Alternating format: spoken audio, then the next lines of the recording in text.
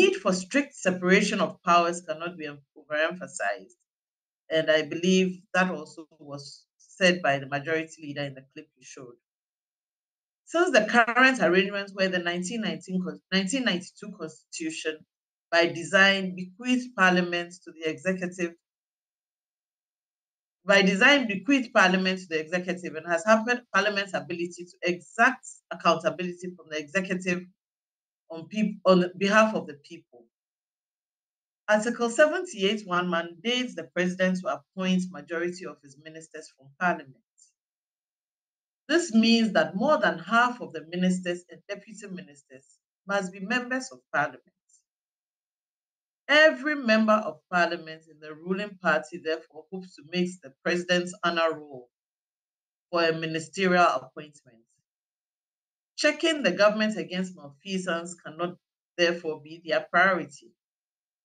Besides ministerial appointments, some members of Parliament are also appointed as board chairs and members of boards of directors of state-owned enterprises, corporations, and other institutions, thereby compromising the supervisory role of Parliament.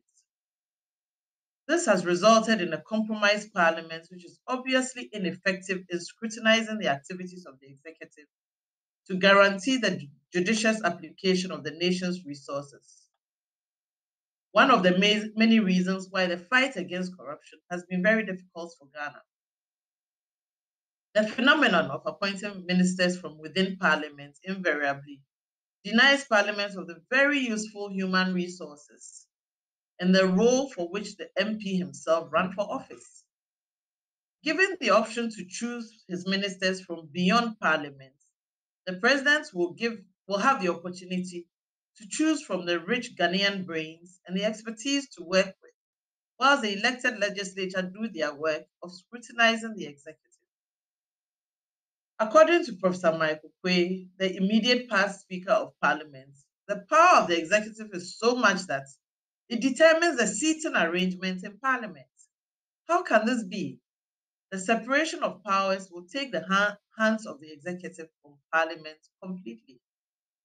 It is our position that if a member of Parliament is appointed as a minister or accepts any other appointment by the president, then he must resign his seat before taking up the appointment. People who seek to become public